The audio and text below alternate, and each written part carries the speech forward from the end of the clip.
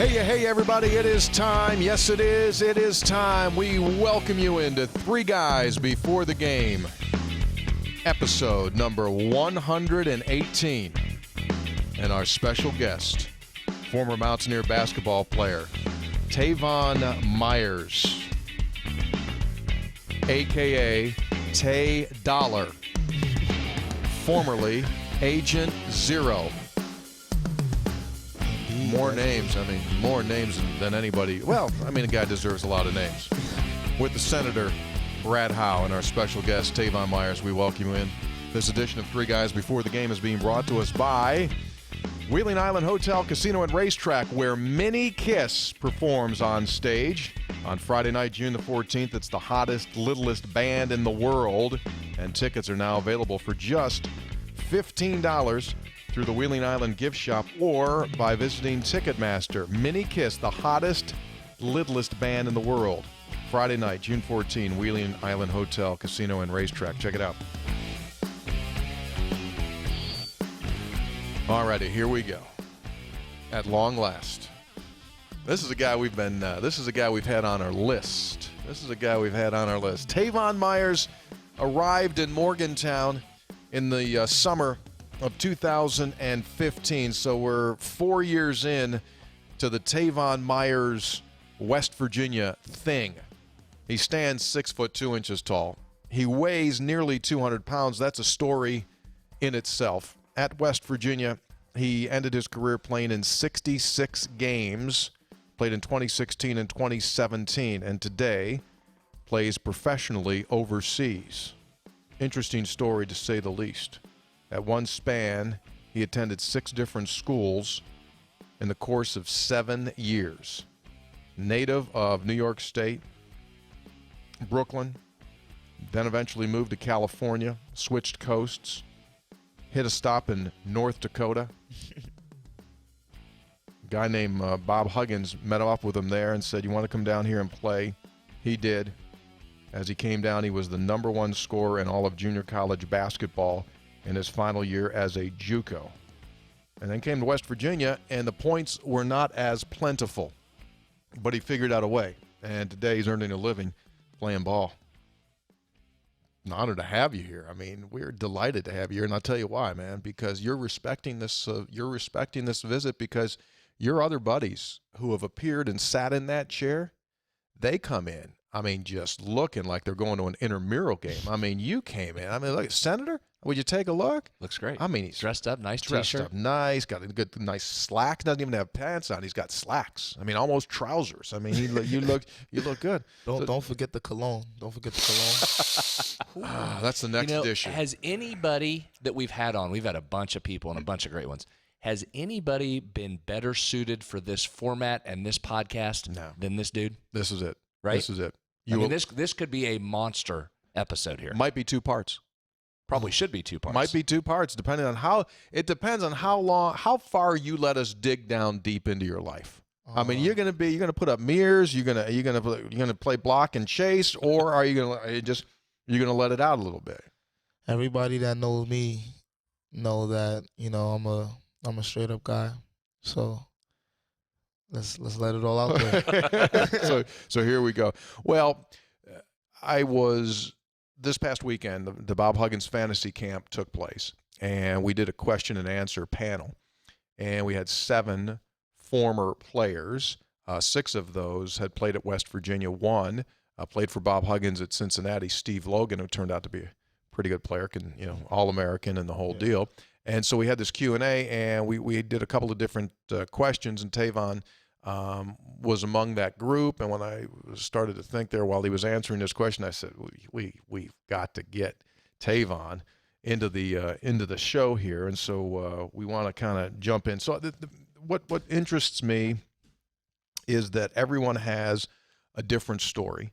Everyone has a different road that they travel. Some of the roads are relatively straight as you make your way to your destination, and other roads and other people's paths are very, very circuitous. You can wiggle around, as I said, from East Coast to West Coast to North Dakota to West Virginia to Cyprus to Sweden, where you're playing now. So it becomes this world story.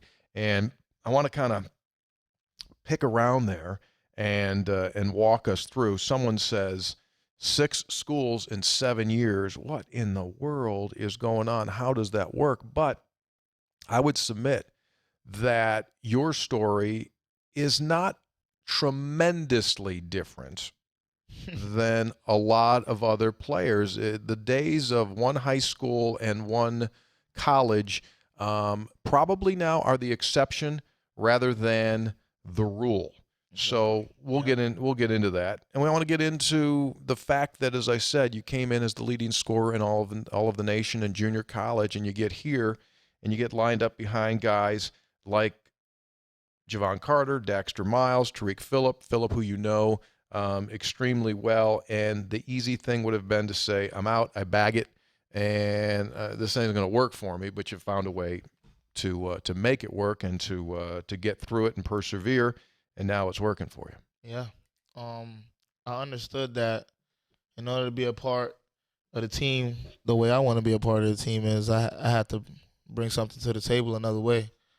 My energy is always been the same. I'm up 5 a.m, like I've been up all day. As soon as I open my eyes, I got the most energy in the room. So I tried to just pass that on throughout the guys, and it worked out for us. Where did that come from?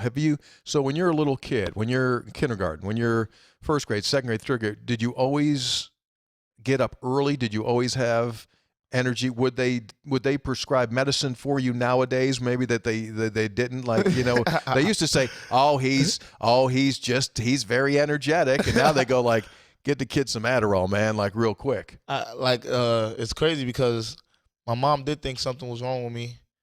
The fact that for one, I didn't sleep. And I always woke up early. But my mom does the same thing. My mom is the same way. We're always on the same time. When she calls me when I'm in Sweden or here or whenever, we call each other at random times, 4 a.m, 5 a.m, 6 a.m. She just, like, we kind of get a feeling for, each other being up. So you're not a snooze button guy? No snooze button guy. I kind of shut down. Alarm guy? Do you need an alarm? No alarm. My body wakes up like by itself. If I had to wake up, if I know I got something tomorrow at 9 o'clock, I'm going to wake up before that for sure. 8 o'clock, I'll wake up before that, 6, no matter the time. Never had to set an alarm. Your mom is Julian. Yeah. You've got a sister, Stephanie. Yeah. Also known as Sparkle. Yeah. Is that and you got her name tattooed? Yeah. Somewhere on all those tattoos. When he's right here. Right. Oh yeah, there it is. When he shows over, I'll roll up my sleeves. I'll show you mine. Is it just a brother, sister, or are there others? I have older brother Shane and older sister Talani on my father's side. Okay. Yeah. Okay. How involved was Dad at all? We had like a weird relationship because no matter how much he tried to, be around, because I'm not going to say he wasn't around at all, because he definitely tried when he could growing up. But then sometimes, we went years without contact or months without contact. Even now, sometimes we go months without contact, but, we both know his love. He knows I love him, and I know he loves me. But it's just strange, man. It's weird being in that kind of relationship because you stand at a distance, and I know, he does everything, reach out to me and contact me. I don't know what it is. I don't know what he's done, but I never got the feeling to, really embrace him how I should. Is he still around in the city? Yeah, he's still in the city. Still in the city, yeah. We talk to each other on the phone and whatnot, but I don't embrace him as I should. Who, if anyone, served as your father figure when you were growing up then? Was it coaches in basketball? Coaches in basketball, guys around the neighborhood. I had many of those. People helped me a lot. I was lucky to get that. I was lucky to get help from just, people saying, like, why are you not in school? You need to go to school, or see me with the wrong crowd and, tell me to go the other way, or, coaches telling me I need to do this separate because some guys seen, different things in me, and I was thankful for that. So how did that happen? Walk us through that. Obviously, basketball is an outlet. How did you end up taking that route rather than going down the wrong path? May 4th, 2012, I got into an altercation at school, and I got arrested. And when I was sitting in the cell, I was like, for one, it was cold, really cold. It was really cold, and tears came to my eyes. And I was like, man, I don't wish this on anybody. Like, jail is not for anyone. I don't ever want to find myself in here again. Promised myself I wouldn't fall to the system. And the next day, it was like my mom came in and got me from jail or whatever. Man, it was like night and day. We actually got into an argument that day. I walked away, left. I was out of the house for a little bit, maybe a month or two, 2 months maybe. But I got my life together. I did a lot of working out, played a lot of basketball, and I took the junior college route after that. When you got in May of 2012, were you in New York or were you in California? I was in California. In California at that time. So before we even get to that point, when did you identify as a player that was going to have an opportunity to play at a high level? Was it in elementary school where people started to say, hey, this kid might have a chance? It was strange, man, because middle school in New York I was playing, but I wasn't really spoke about like that. I left summer of 7th grade, moved to Atlanta for a little bit, and I hit a growth spurt. I made it hit I was maybe 5'7". I came back maybe 5'10", 5'11". And I was just different. I was just a little bit bigger, jumping. I already started dunking and whatnot, and people started talking about me. So I will say freshman and sophomore year. You were a freshman. Did you initially enroll at Boys and Girls? Is that your first high school? No, it's funny because when I finished 8th grade in Atlanta, but when I finished 8th grade, I had got suspended for like 90 days or something. So when I graduated, what'd you do? We had like a football game, Lithonia versus Miller Grove in Georgia, and I had like cheesy fries, and their fans were rowdy and whatever in front of us, and I threw the cheesy fries down in their section, and I started like a riot basically. I got in so much trouble. Yeah, I would imagine. What? Oh my God, my mom almost killed me. Yeah. That New York guy can't go to Atlanta and start throwing around cheesy fries. Nah. And the funny thing is, when my mom heard the story, they told it completely different. It actually sounds better. And I was like, wow, this is... So 90 days. 90 days. So they run you out of Georgia. Run me out of Georgia, basically, because after I graduated 8th grade, I finished, when I was going into 9th grade, like my first couple of weeks in the 9th grade, I was in alternative school in Georgia because I was still serving the 90-day suspension.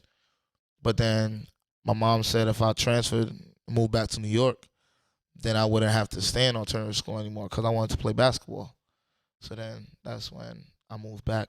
And you went to Boys and Girls. Yeah. And for those that don't know, Boys and Girls is one of the perennial, most well-known high schools in New York City. Really in the country, it's got a great reputation. One of the some great players have come out of there. Pearl Washington, the great Pearl Washington, played at Boys and Girls. You go there, and as a freshman, you see a little playing time. You're on good teams. Yeah. As a sophomore, you see less playing time. Yeah. What was that? That normally doesn't happen. Was that you being on the wrong side? No. Actually, my freshman year, I played JV. I played a lot. I played probably the whole game. My sophomore year is when I moved up to varsity. Then I didn't play much. But yeah, my freshman year, I led the city in scoring, the 62-point outburst. So as a JV freshman player, you had a 62-point game. Yeah, I played freshman and whatever, and then I moved up to varsity, and my team, we stacked. We had a we had a brick squad, and we didn't have like, these guys that, record and social media these days, Instagram, and, recording every dunk and stuff like that. But like my team, I came off the bench, and me and another guy, one of my close friends, Bryce Jones, we were the only two guys like playing right now from that team, and both of us are pros, and we came off the bench. We weren't like, some games we didn't even play. So you can only imagine what the starters look like. Michael Taylor, Antoine Slaughter, Leroy Truck Flood, Anthony Hemingway. These guys, I'm talking about monsters. Great talents, and yet a lot of those guys don't even make it out. A lot of those guys don't play college. A lot of those guys get in trouble. Yeah, exactly. So you decide to make a move because you said, I read, that you were leaning toward the wrong crowd. Yeah. So what was the wrong crowd doing? Drugs and beating and mugging, or what? Just bad everything? Everything. The whole nine. You just, you grow up in a neighborhood, you just immune to, what's going on. It's always that way. It's messed up to say, but, the kids before me that grew up on a neighborhood that grow up to be, the older guys that we look at, or the guys after me that I look at right now. When I was just home in New York a few weeks back, I look at them, they're doing the same thing that I did. No matter how much you try to preach to them or speak to them, they're going to do what they want to do. It's just the environment, the neighborhood that they're in. They grow up seeing what they see, and they follow that. And the only way it could stop is if somebody, lay down that foundation that, we're going to change the way things go in the neighborhood. They even tried to change the name from Vanderveer to Flatbush Gardens or whatever, and none of that works. Mm-hmm. It's always going to be the same thing from probably the 70s, 80s, 90s, doesn't matter. Same things take place, and that's basically what happened. So you said you're leaning the wrong path. Were you self-aware enough to say to yourself, hey, this isn't good, I've got to go? Or did somebody step in and say to you, hey, Teyvon, this is not going where you want it to go. You need to go here. Did you get advice, or was that all on you? Man, I was kind of good at balancing though. Like, for some reason, I never missed a game. Like, no matter how much I'll be with the guys or, run around the neighborhood, or if it was a Saturday and I had a game at 1 or something like that, I never skipped basketball for anything. I was good at that. And those dudes, they understood that. So they looked at me like they looked at me as a basketball player. They labeled me that, and made sure, like, say we were cutting school. I always wanted to cut school. I wasn't a school guy in high school. I always wanted to cut. They always told me, Tay, you need to go to school. Tay, you got to go to school. You're on the team. Tay, you got to go to school. So it was different. It wasn't like, we all just sat there, and just pulled each other down. They actually helped me in a way, in a sense. Your mom moves to California after that sophomore year, during the process of that sophomore year. Mm-hmm. You decide to go out there with her as well. You say, okay, this is probably not as healthy as it should be for me, so I'm going to go out to California. Yeah. You're at a tournament. Someone says you can come play in California at Taft High School. Yeah. The coach that tells you that, you go there, he leaves, and when you get to your new high school, Taft High School, they say, guess what? You're not eligible to play. It was tough. It was tough because I knew what that team was going to do. They had no idea who I was, and I was looking at them like, wow. Because now I'm in California. It's a different world. Now it's Ball is Live and all of these different videos, and I'm seeing guys like Shaquan Aaron. I'm looking at videos. He wasn't even, when I arrived to the school, he wasn't even there. He was in Europe playing with the USA team.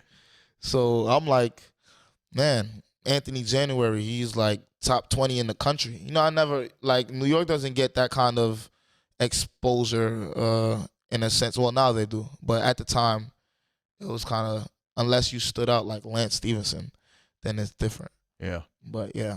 So you're ruled ineligible there. You try another high school, Grover Cleveland, and you get snuffed out again. And when I left Taft, I actually went for a hearing to see if I was able to play and whatnot, and they ruled me ineligible. And I got in trouble at Taft. Got into a fist fight at Taft. Do you have anger problems? Yeah, I definitely did have anger problems. Sometimes I still have anger problems. Kind of weird dude. I only get mad between the lines, but outside of the lines, if I'm upset, then you did a lot to get me there. But between the lines, I'm definitely another person. Was it a basketball fight that got you in trouble there? Oh no. That was just me defending myself. I just came from New York, and dude was from LA, and for weeks he, on and on about the same thing about dudes from New York thinking they all that, and how he was gonna beat me up. And I had enough one day. We got into a fight, and then they gave me an opportunity transfer. They basically kicked me out of school, but gave me an opportunity transfer, which means like in the state of California, you can't play. You can't play. I was gonna be able to play the next year at Cleveland, but the opportunity transfer caused me not. So you go to Grover Cleveland, don't play, and now you say, okay, let's finish up the high school thing. You take your general equivalency, your GED, you pass that, and you go to your first junior college, Allen Hancock College, and you average 27 points per game. Yeah, man, it was. Were you close to bagging basketball Yes. after you were almost done? Yeah, I was done already. Basketball was like it became something I did for fun after a while. And one day, this dude Warren Dix, I was at McCain Bridge, little open gym, Sunday morning hoops, and this kid's like, "Bro, you should come to my school." I'm like, I didn't graduate high school. He said, "Bro, I can help you. You should come to my school. Let me call my coach for you." And I'm like, "Where is it?" He was like, "It's about 3 hours away from here." I'm like, "Nah." Turned it down. Next week, I seen him again. He told me again, "Bro, you should come to my school." And I'm like, "All right, you know what? Let me see what's going on." So I spoke to the coach. Coach told me to come down there, and he originally wasn't even gonna put me on the team. I had like a kind of like a tryout thing, but I didn't know I was gonna do a tryout. So I got there and I had on clothes, regular clothes, and he's like, "You didn't bring any basketball clothes?" I'm like, "No, I thought I was coming to meet you." And he was like, "Well, I was hoping that you can play. These guys have open gym," and I was like, I'll play." And he was like, "Yeah, can you play?" "Yeah." Laced my shoes up, played. Did they give you any So you gear? played what? You like wearing jeans No or shorts, gear. or what do you have? What'd you have on? I had on. You want to know what's funny? I had on basically this. I had on khakis. I had on Khaki shorts. Khaki pants. I had on black Jordans and a T-shirt. And you just tied the shoes and said, "Let's play." Tied the shoes up. Let's play. Took my shirt off. Let's play.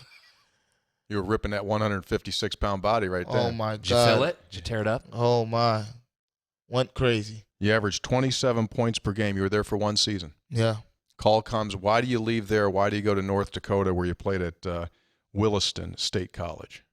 Like I said, I had a lot of people to tell me, say, I feel like you should do this. This is, a better opportunity for you. California basketball wasn't at, the top of the game. Mm-hmm. It wasn't the best junior college level.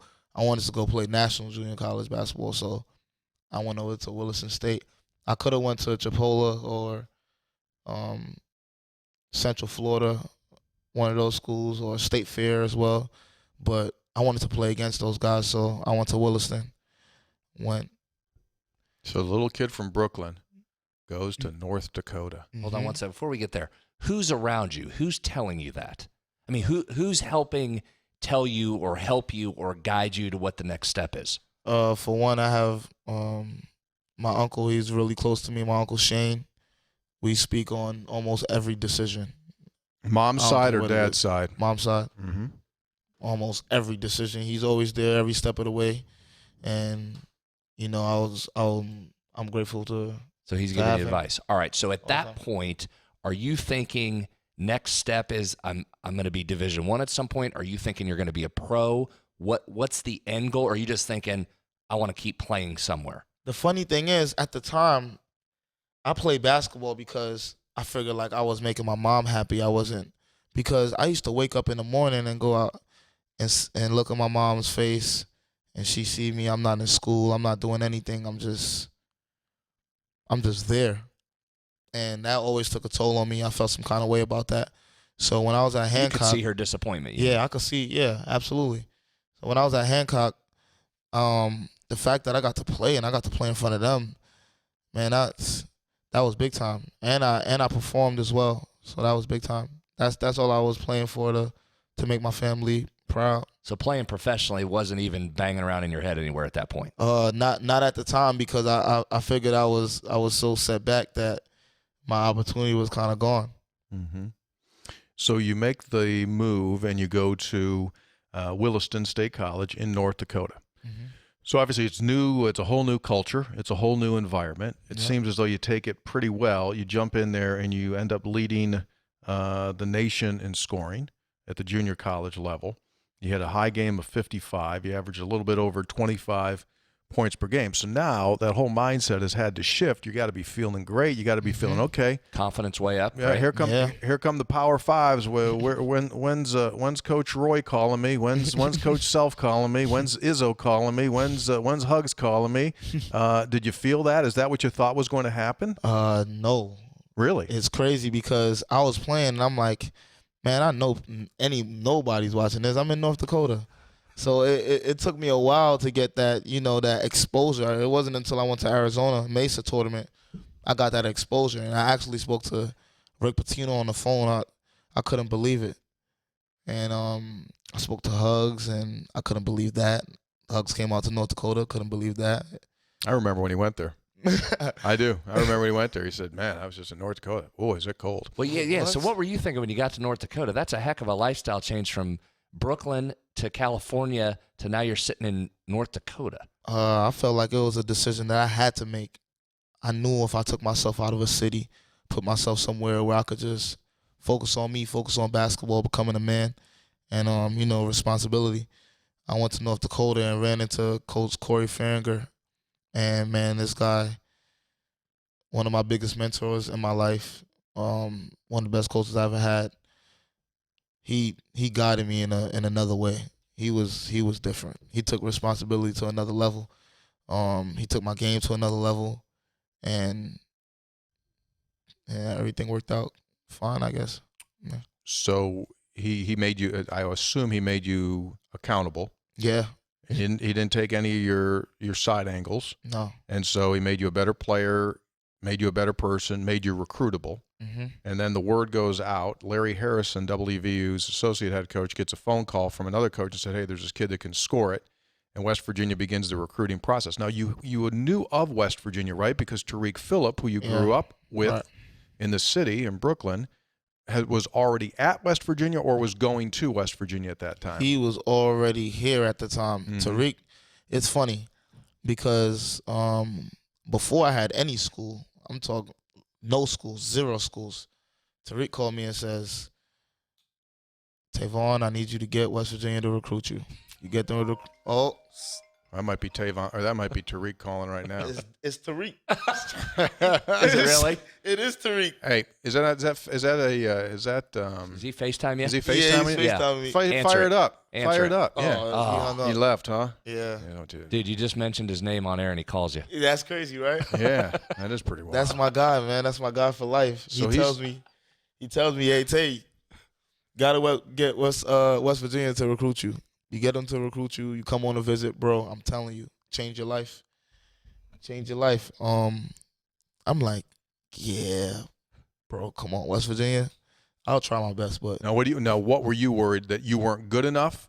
Because you had seen Truck, Kevin Jones, you knew all those guys that had gone from the state, E-Banks, all those guys. exactly. Right? I didn't think I had the talent or the connection to get there.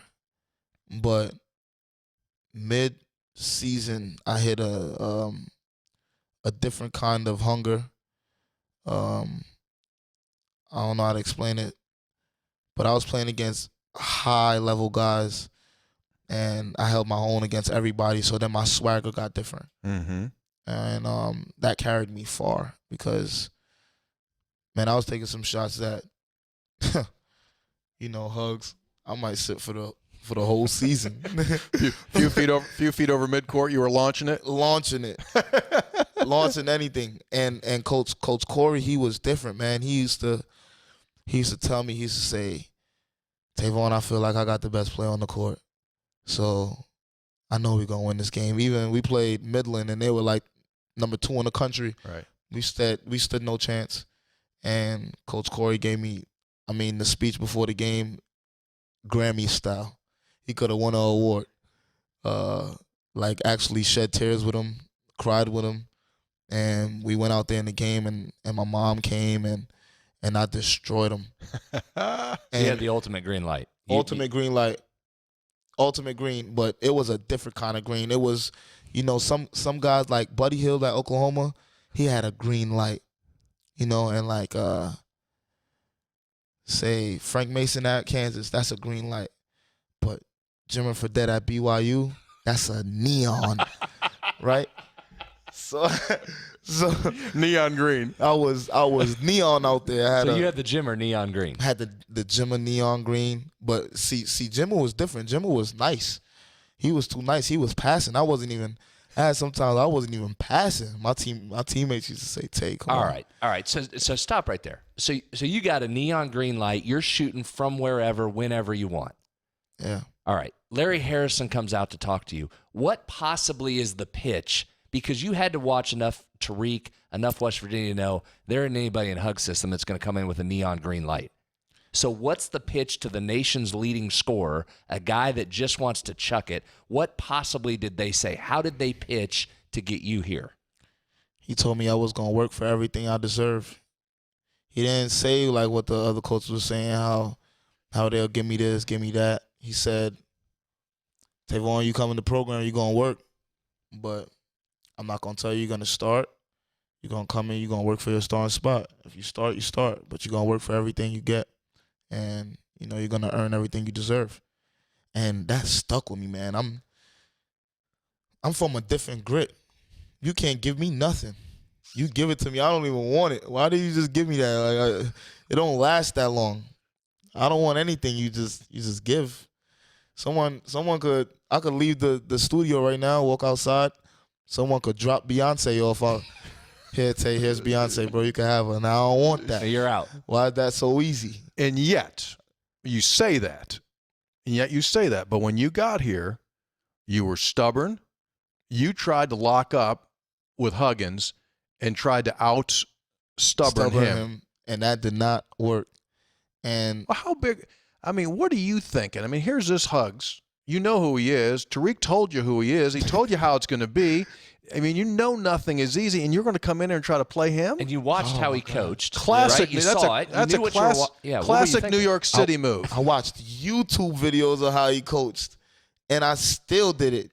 And so the funny thing is, is that New York City arrogance? What is are that? you just like, I'm from New York? You thought you were going to beat him down? You know what it is? I don't know what it is, and I get mad at the people from down south. They say, New York people just think they just know it all. They just think they're the And to be honest, I don't know. I just walk with a certain, my pride is a little different. And it took me a long time to understand that the guy over there with the hat, with the hair coming out the side is not the one to play with.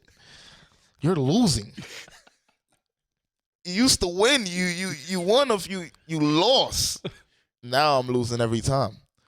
So now it becomes, now I'm being disobedient. Now, now I'm putting myself off the basketball term. Now you're not even worried about my talent anymore or worried about building my basketball skill. Now you're worried about me as a man. And that should be something that I should come in with. I should come in clean slate. I should have came in paper white.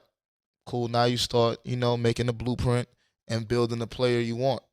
I came in paper full already, like I know it all. Or because you had led the nation in scoring, and you thought that was just, okay, now I'm going to come in here and be the guy. Not only because I led the nation in scoring, but because of the pats on the back. something Coach Corey used to always tell me. He used to say, ruined by praise, but saved by criticism. I didn't have enough people to tell me, Teyvon, you got to humble down. You need to do this. You need to lock in. You need to do that. You need to do that. Even though it was people guiding me, telling me where I needed to go. And my Uncle Shane used to always try to tell me, you know, like, I need to do this and that and whatever. But me and my uncle are so close that when he tell me certain things, I really blow it off. Or if I heard it for somebody that's my peer, like say if Tariq told me, yo, Tay, you got to buckle down, da, da, da, I would take it a little differently because now it's like somebody else is saying. I feel like my uncle is supposed to say that. Right. So. But Tariq had to tell you when you got here, don't play with Hugs. Of course he did. Why didn't you listen? That's your boy. Tariq's your boy. You'd think you'd listen to him. I mean, he didn't listen. He didn't either. You're exactly right. His first year, he didn't listen either. It's just the way it is. You New York guys think you know everything. see how you are? It's just, see, here's the thing with Hugs. I could come in and do everything right, like Chase Harler, and still have mishaps because, you know, I'm not doing it his way or I'm not doing it hard enough. And you got to respect that because how many years you coach now? 30, what is it, 35, 36, almost 40 years. 4 decades. 4 probably decades. Probably has, what, 3 losing seasons? Maybe. Yeah. Maybe. And you can't argue with that. So how did he change from the guy that visited you in North Dakota when he was recruiting you to the first day you walked on the floor and it was for real? Did you have this moment where you went like, holy heck, it's Jekyll and Hyde? Yeah. For one, he ain't even comb his hair. I'm like, wait. Hold on. He What do you mean he hat didn't on. comb his hair? Because Practice? The hat was on and the hair was coming out the side when I seen him in North Dakota and when I seen him in on my visit. He was all pretty. Yeah, I mean, the hair was slick, hair. The hair was slicked back, and you know the wife was with him, and there's a lot of smiling going on, handshaking, hugging, and talking going on. So The first practice wasn't like that? There wasn't smiling and hugging? no, the first practice was first of all, I was doing a lot of dribbling. I came in, same mentality, a lot of street ball, and you know that's, you know, Hugs, pass, screen away. He wants basketball to be ran a certain way. You know, it's the way he wins. That's the way he wants it. And it worked for him, so that's what he wants his players to do. I'm dribbling in all other positions. Players supposed to be over here. I'm dribbling over there. So guess what he say? Harry! He called Larry, huh? Larry! You told me he could play. Harry. So not only are you getting killed, Larry's getting killed because he brought you in. Of course. Coach Harrison always get that eye. Coach Harrison was like, he talked to me, come on, Teyvon.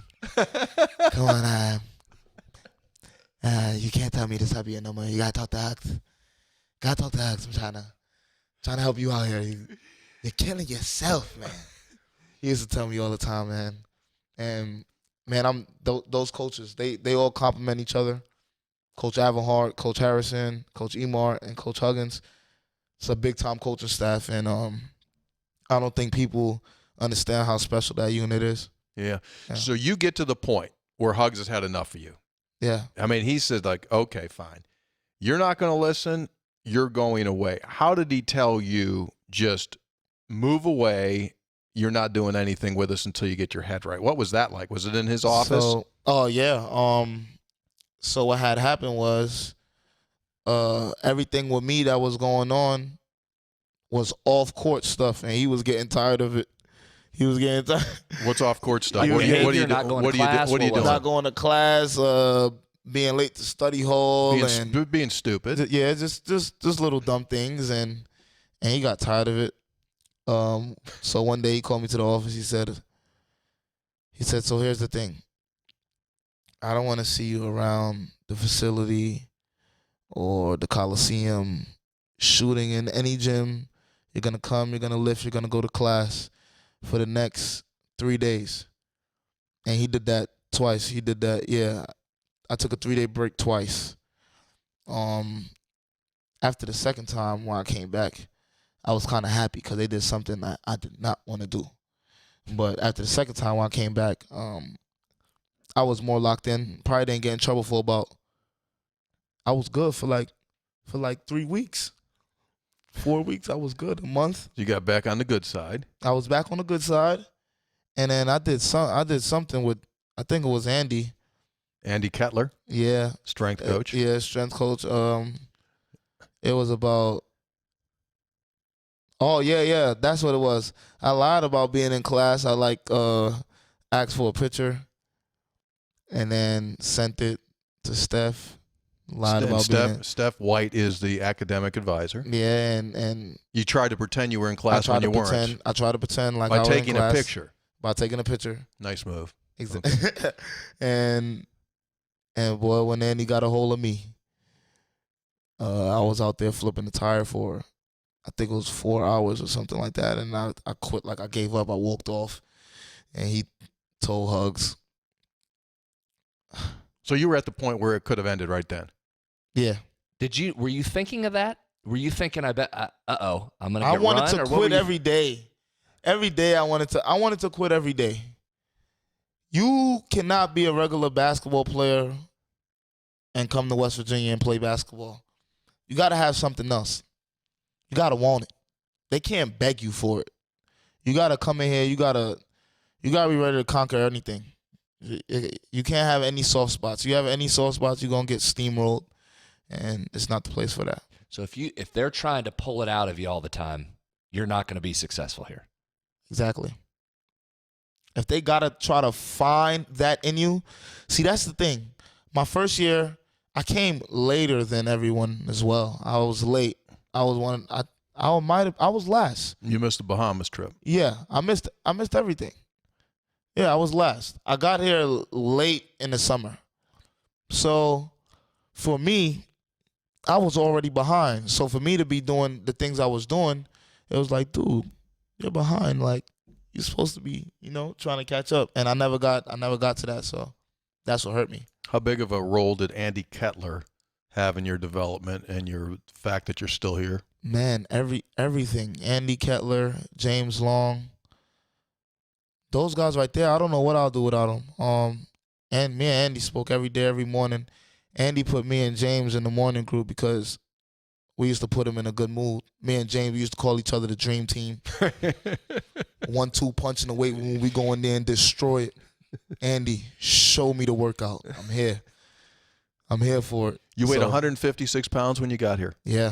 156. 156. And you weigh what today? 196. 195.7 this morning. Call it 196. I'm taking that. 40. So you've gained 40 pounds. Yeah. That's pretty amazing. Yeah. That's pretty amazing. Man, you know how many times I had to throw up to get that? Yeah. For my first 2.5 weeks, I threw up every single morning. Issa he said, Teyvon, you sure you good, man? I think I'm gonna have to call somebody, bro. Throwing up too many times. You throw up every single morning. Every morning I throw up. And that's because I'm trying to, Andy said I gotta be 163 tomorrow. So I'm 161 in the morning time. I'm about to see Andy in 8 minutes. I gotta drink 5 Gatorades to get to 163. 5 Gatorades go down, I do the whole workout, throw it all up after. Yeah. So I did that. Yeah. But when did it switch to you had to at some point come to like the working out part of it? Or the same theory, you couldn't have gotten through it, you couldn't have had success. When did it switch from I've got to do this to all right, this is helping me. I'm in. I'm all in on this part. I actually end up conquering it. Like I said, Andy called us the dream team, me and James. After a while, I turned into like a robot. I was just everything. It wasn't hard to me anymore. And I loved the lift because I hated being skinny. Like, I like when people see me these days and they say, oh, Tay, you got big, man. I'm like, what? Yeah. You think so? So the results, once you start seeing it, then you're like, all right, here we go. Yeah, I like it. Now I used to have a insecurity about having my shirt off, and maybe 2.5, 3 months with Andy, that insecurity was gone. And I'm talking about this is a lifelong at the time insecurity. I never used to have my shirt off. I used to hate, like, even in junior college or playing shirts and skins. I never wanted to be skins. I hated having my shirt off. Like, I actually used to like cover my chest like this. Wow. Yeah, I get it. So you come here and it changes, and they basically, someone's going to win the battle of stubborn. They eventually win. Yep. You get on the same page. You go from the guy that they looked at and said, he's not doing it right, to a guy that becomes this catalyst, emotional leader, energy guy.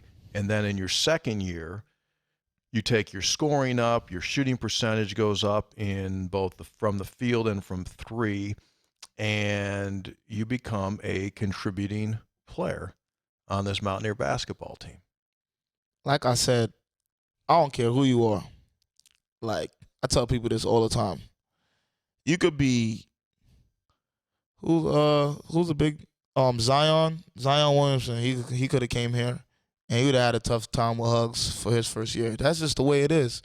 And I think like my problem was, like I said, was buying in. And I bought in, especially the summertime going into my senior year. I knew I wasn't transferring because that's not who I am. I was never gonna give up. That wasn't gonna happen. So I locked in all the way. I put in extra work. Me and Tariq, we did a lot of working out. East as well. But senior year was a lot different because I listened. I was more humble, quiet. Ears was open instead of the mouth this time. So yeah. That's a remarkable turn. Because we see so many guys can't get it turned and they end up out, right? And it's that revolving door of, especially in today's day and age, guys are out. And yet you turned into, I would be willing to bet when this comes out and we talk to people and they start talking about Teyvon, what will be the memory of him, Tony, do you think? It will be bench, energy. On the bench, waving a towel, the smile, the attitude, right? The cheerleader part of what you brought. You turned into a great community guy. You were a guy that was always out front when the basketball team needed to be somewhere from a community perspective. You were there. I think that's just a remarkable turn from an attitude standpoint to, I think, what people's perception of you was when you left. Yeah, I owned up to that. I understood that. And people think that I did that because I was trying to hide something. I did that because that I felt like that's what I needed to do. I felt like that's what I needed West Virginia for, what I needed Bob Huggins for. He needed to unlock that side of me. You know, I needed that smile, that personality. I like being in a room and people want to speak to me. I like being approachable. So, yeah. I think it's going to take you a long way, even when the ball, you put the ball down. Gonzaga game, your last game at WVU. You think about it much? Oh my God! I bet you wanted me to ask you about the Texas game when you had your 16 points, or the big day you had 7 field goals against Temple and Barclays Center. In the Barclays Center, and all your folks from the city. Yeah, I was home. Yeah, I know it was going down. I was home. I'm aware. What's your lasting memory of your last game? The Gonzaga game was tough, man, because like we beat ourselves. And we went into that game knowing they can beat us, but definitely thinking that we would beat them because we didn't feel like those guys were ready for the grit, and we spoke about it among each other. Pressure them, kill them, make them feel it, make them tired, hurt them. Every time, give them hell. Every time, deny every time, in their face every time, they'll crumble. And we had them to that point. Yeah, you did. But we just couldn't hit any shots. But then one thing that I always get back to is they had like a 7 Yes, they did. minute timeout. Yes, they did. On a review. And nobody thinks of it, but they hit shots after that. Like, that was tough. Totally agree with you. Like, that was tough. It was a mini. Yeah. It was a mini halftime. They basically got half of a halftime break. While, don't get me started, on the official who just spent literally 7 minutes reviewing that play. Gave them you had them bent. They were ready to crumble, and you gave him a 7-minute break for free. Exactly. It's ridiculous. Anyway. And it's at the point where we got them. They're about to crack. We're getting turnovers. I actually just got a turnover. Yelled in what's his name? Goss, Nigel William Goss. Yelled all in his face. He's looking at me like, what's wrong with this dude? I'm like, take that. Going the other way. Mr. Official Ball, please, ball. Yeah, that was one of the ultimate negatives there. Man, it's free throws and. Did you run your mouth from the bench? Come on now. Everybody got some of this. Every team. Name a player. I said something. More from the bench or when you were on the floor? Both. But I want to say when I was on the floor, I was more focused on not messing up. So I probably was louder on the bench for sure. What Big 12 player did you like the least that you gave a good line to? Kadeem Latin. Kadeem Latin, Oklahoma. Oh, I had words for Kadeem. Anything that you could say that isn't relative, that isn't horribly dirty? Did you make fun of body parts? I seen him. I'll tell you a funny. I'll tell you a funny story. I seen him in the hotel. You know, Big 12 tournament. Everybody's in the hotel. So I see him and the what's his name, Woodard. Yeah, right. Yeah. Jordan Woodard. Yeah. I seen them walking, and it's me. I'm walking by myself, and he like, "You weak, Zero." And I turn around. I'm like, I swear I want to kick you down the stairs, but it's so much people around. I'm looking around. I swear, me and him butted heads. We probably played each other 4 or 5 times, maybe. And every single game is something. Every single game. Yeah. But he's just randomly yapping at you in the hotel? You're just walking along minding your own business? Yeah, oh no, yeah. We already had it was already on. So when he saw you and he had Woodard with him, he goes 2-on-1, I'm gonna give you a little something. This is already after the 3rd game. The first game when they won at the buzzer, he like tipped it in. You remember that? Oh yeah, January 16th, 2016. Yeah. We was yapping that game. And he had like a TV interview and whatnot, and I was waiting for him after the interview. I'm standing there, he answering questions. I'm standing there waiting on him. Me and Brandon Watkins, we waiting on him. We asking questions.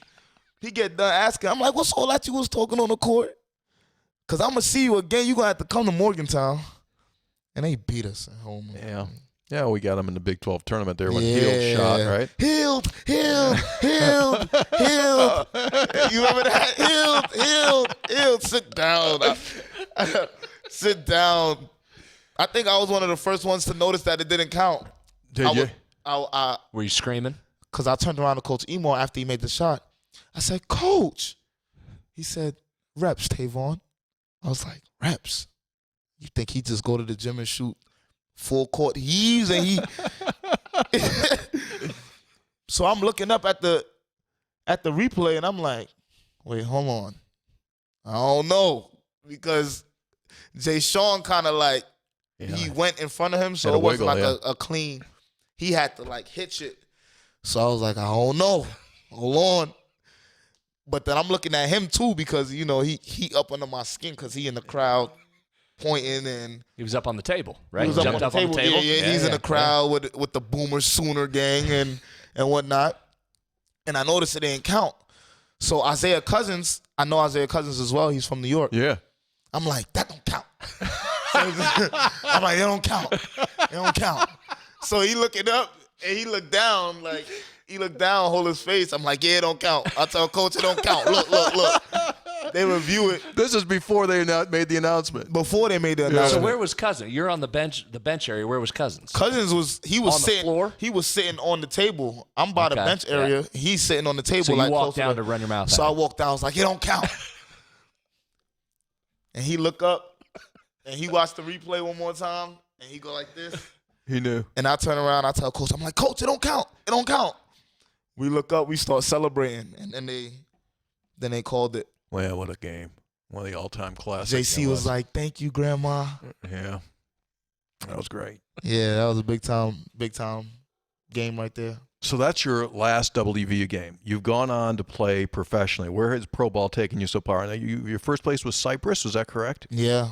Where else you been? Cyprus, Sweden, Lithuania, Denmark, Finland. 5. Let's see. You're seeing the world, man. Greece. 6. I wouldn't count Turkey because I'm not gonna count it. Why? What happened to Turkey? Did you see Kalichla? No, I was in Cyprus. All right. But then we took like a little what's it called? A little ferry, you wanna call it? Yeah. To like it's supposed to be a part of Turkey. But I guess you can count that Turkey. So how's that life? You enjoying it? Yeah, man, but it's rough. Let me tell you. Simple stuff like Gatorade, deodorant, some stuff you can't find. Ice. Not big with ice over there either. Not big with. Hold on, I got a story for you, my man. Let me tell you, Europe has a thing about small beds in their hotel rooms. Didn't Truck say this too? Yeah. Yeah, Truck to go. Keep going. Small beds. I'm talking about, and then. Well, how small? I mean, you're 5 what? How tall are you? I'm sorry, 6'2". I'm 6'2", lean machine. 196.7. Yeah, go ahead. Yeah. I'm just as tall as Superman. But the beds, they're put together, and it's me and my teammate. You know, we're sharing one room. The bed's put together, and we walk in, and we like, I got to do this every time. The beds are together. I got to separate them, and they're literally like. So they're narrow, not just short. They're narrow? They're narrow. Not even just short. They're narrow as well. You turn left, turn right. That's your neck. I'm telling you, it's tough. I had troubles with that. Also with like showers, not being able to close showers. Yeah. The water's just leaking into the living room. It's not even a shower. It's kind of a drip. Yeah. Yeah. It's a different world, man. It's different. It's just different. Well, what about the food situation? Everybody that comes in sits there. We battle. Flowers is still ridiculous. Flowers. However many years he's been playing like overseas, I still don't think he's eaten. Yeah. What do you eat? What's the food situation? Sweden was the best situation I've had with food because, man, you can order anything. They had so many. It varied. Like they had so many different kinds of food you can eat, and it was good. There's so many different kinds of people in Sweden that the culture chain wasn't as bad as it could have been. Mm-hmm. Mm-hmm. So, food-wise, Sweden was good. But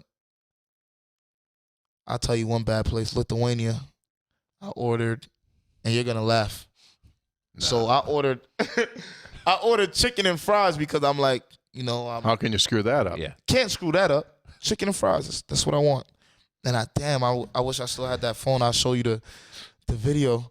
So I ordered chicken and fries, and they bring me chicken, like a square little, like a rectangle kind of plate. Yeah. And they brought me like a chicken, cooked, but the chicken, like the whole chicken, the whole thing, the beak, the chicken had a beak. The beak was still on the chicken they brought you? Beak. Like not you thinking you're getting a chicken tender or something? I'm thinking I'm getting like a chicken nugget or Chick-fil-A. a tender? You thought you were getting something Chick-fil-A. But it said chicken. It said chicken and chips. But in Europe, people call fries chips. Yeah, yeah. So I said, thought you were safe. Yeah. They bring you chicken with a head on. A head. No eyes. It was disgusting. Just a beak. Beak. Yeah. Fair to say you didn't indulge in that? No, I didn't. Hold on. The fries, sliced cold potatoes. Sliced up cold potatoes. But it wasn't bad. The fries wasn't terrible. It was different, but it wasn't terrible. Did you touch the chicken at all? I did not touch the chicken at all. Just pushed. But I didn't. I also didn't want to say, give me my money back, because that was the only place by my house, and I wanted to have a good relationship with the owners. Yeah. So you don't want to be the ugly American. Exactly. Yeah. I didn't want to say, give me nor the New York guy that knows everything. Exactly. I just put it all over Instagram instead. Crushed them. Yeah. Yeah, they're getting no business from the city anymore. No, sir. You're spending your summers here. Why do you come back to Morgantown? And it's almost heaven for a reason. You come here as a basketball player, you're loved by the community, the town itself, workers that work for the city or for the town. I'm sorry, around the place, just different places you go, you just get acknowledged, right? Gym, weights. They take care of you here. You got your own locker room. You got Own all locker the room. old guys, all the old seniors all have their own locker room. Hey, listen, man, they take care of you here. You dive on the floor, hugs you better, please. Please. Hugs. Man, the things he does for the people, he doesn't have to do. And I really appreciate him for that. But for one, them court burns and tire flips, crying outside 4 hours in the rain. Hit press and stuff like that. Well, it works out. You work for him, he works for you. It's did. kind of you're making money playing ball. Here's the kid that was ready to call it quits in California after he was ruled ineligible, and you make this unbelievable trip through these many roads. Yeah. Here's the good news, dude, that whenever it is over for you, you're going to have a very successful career. You're all graduated. Yeah. You got a college degree. Yes, sir. And with your personality, you're going to be able to do whatever you want to do. You want to stay in ball, you can play ball, you can coach ball, you can help kids, you can mentor kids. You got great stories to tell to the other little Teyvons that are out there so that they can have maybe an easier path. Seen the world, right? You've seen the world? Yeah, I'm looking forward to it. That's something I really want to do is help kids, help out the less fortunate. Because I want to be somebody, people can count on. But that don't sugarcoat anything. That if you want to hear what you need to hear, you could call on me. But young, I feel like sometimes adults, we hide too much from kids because they are kids. And sometimes we should tell them the real. Mm-hmm. I honestly believe so. I'm with you. Absolutely. When will you make your determination as to where you will play next? What do you have out there agent wise? They're sniffing. When's that call come?